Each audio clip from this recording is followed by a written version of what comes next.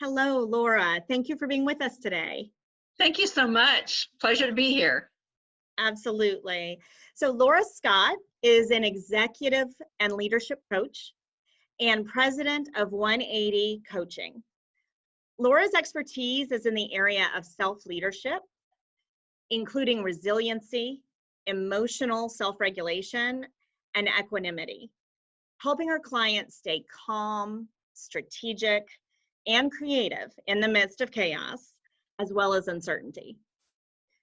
So we've definitely had our share of this during the COVID-19 crisis. Absolutely.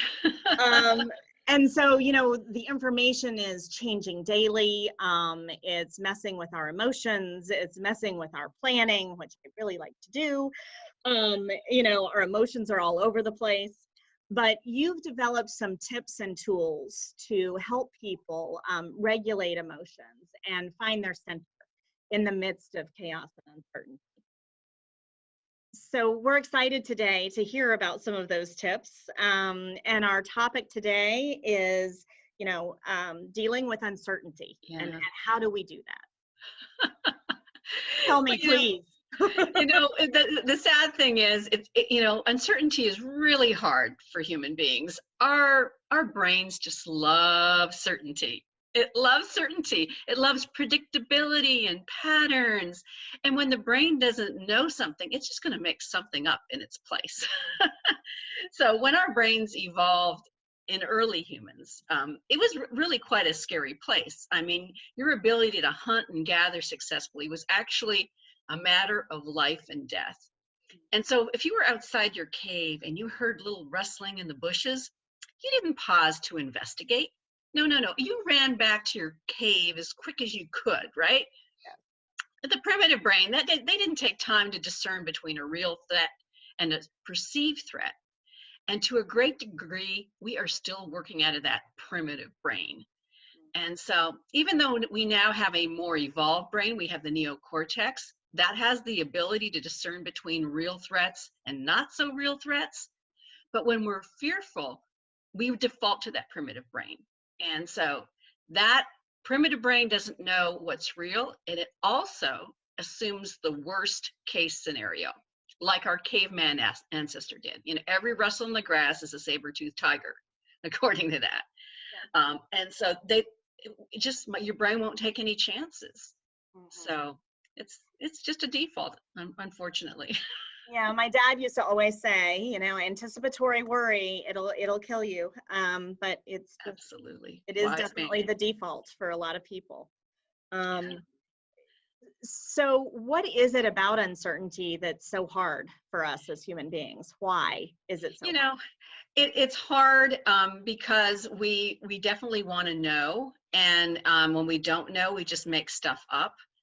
And, I just remember when I got divorced after 23 years of marriage, my life was indeed, really not, it was uncertain. And I remember picking up a book from one of my favorite authors, Susan Jeffers. It was a book called Embracing Uncertainty. And it really was the perfect book for me at the time because my brain desperately wanted to know what was going to happen next. Of course, that was impossible to know. And I didn't want to yearn for something that I couldn't provide for myself. So I started doing an exercise from Susan's book called Focus on the Riches exercise. And that's where you focus on what you do have rather than worrying about what you don't have. So I went into my walk-in closet. I found I had a treasure trove of shoes and handbags and enough clothes forever. I looked under my sink and I found I had enough bottles of hotel shampoo and body lotion to sink a battleship. And I looked in the pantry and I realized I could probably live off the food for at least a month or two without buying one other thing. And we're probably experiencing that right now in this COVID-19 threat, right? I had to do all of these things to prove to my brain that I had enough, that I would be okay. And I also had to learn how to be more self-reliant. I had to prove to my brain that I could do things as a single woman, that I could actually take care of myself. I could take care of all my needs, including my psychological needs. So much of this has to do with really living in the now, understanding that you already have this abundance of riches, and the awareness that really that you have the power in the now to control your environment and to take care of yourself. So there's lots of little things we can do that are in our control, even with limited resources. You could take a hot bath. That's pleasurable, and it's you could soothe your anxiety by taking a walk in the woods. You can appease your hunger by making a bowl of soup or a bowl of popcorn. There's things that you can do that's in your control. And I could also have some appreciation for my ability. I could work full time. I had options. So considering those options it's really important. I also had to appreciate that I had family and friends that cared for me, and that I could be alone and happy too. And so I had to believe that, because I had to also find evidence for that. And so really it's a way to go in search of evidence for that to be totally true for you. And so I had to find those handbags. I had to find that food. I had to feel okay in the midst of feeling alone. Mm-hmm. And all of those are practices. So those are some of the practices to make uncertainty feel less scary to us. That's very true. Absolutely. Because I know I've heard a lot of older women say, I don't know what I'm going to do when Charlie dies, and, if he dies before me, it's going to be terrible. And if that is really true for you, you have to start practice caring for yourself so that you can gain the confidence and prove to your negative Nelly brain that you can and will survive like the millions of women before you have. So, this is what's going to make uncertainty less scary, right? Is proving to yourself that even in the midst of uncertainty, there are some knowns, and the knowns are, I can take care of myself. I can be resourceful. I can feed myself. I can take care of those basic needs that our body needs, shelter, water, there. And I had to remind my ex and myself that, we had enough financial resources that we were not going to be living under a bridge. And that to the point where when I moved to Tampa, I literally went to the bank and got a bunch of dollar bills because I noticed there were quite a few homeless people on the corners. And I had to remind myself that I was so well-to-do that I could actually literally throw money out the window to every homeless person. And because even though I felt poor, I wasn't poor. And I had to remind myself, I had to look at the change in the console of the car and go, I could buy a coffee and a burger with this. So you really have to find evidence that you are safe and you are okay. And, the life, the world isn't going to end tomorrow. But your brain really wants to default to those worst case scenarios. And so you really have to disabuse yourself of the notion that, we are really in trouble here. Mm-hmm.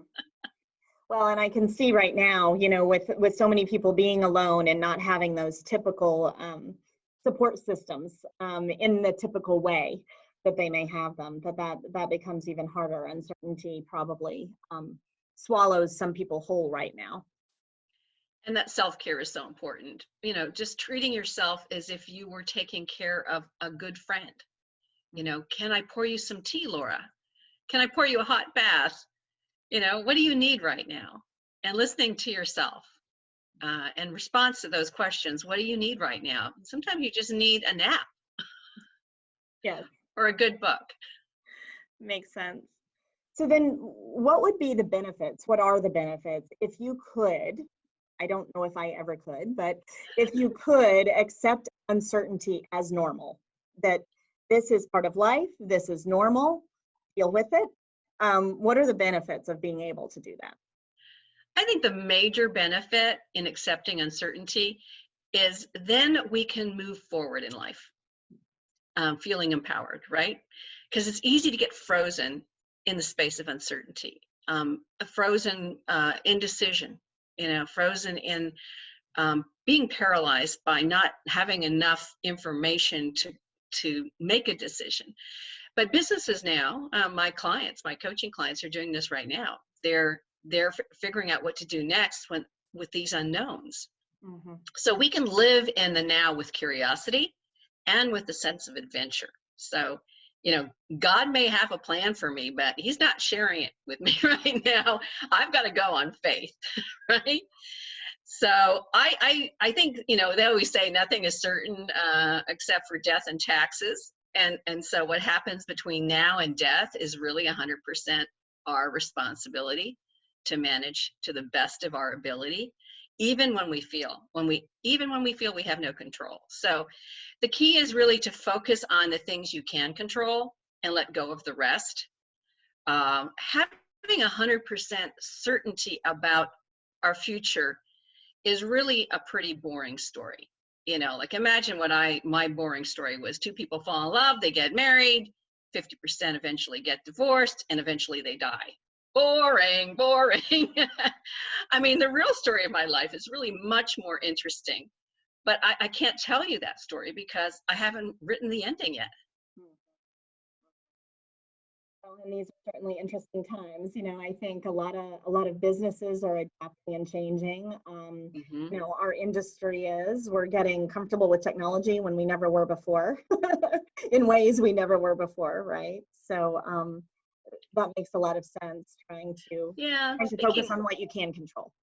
Yeah, and I think that's the most important part, because that's what business owners are doing right now, is that they know what the unknowns are. Mm-hmm. And so they're not making decisions around the unknowns. They're making decisions around the knowns. They know they have a really good team. They know they have a resilient team. They know they have the ability and the resources to pivot if they have to. They know their clients and their customers will tell them what they want them to do. Mm-hmm. So there's a lot of knowns there that you can actually make decisions around.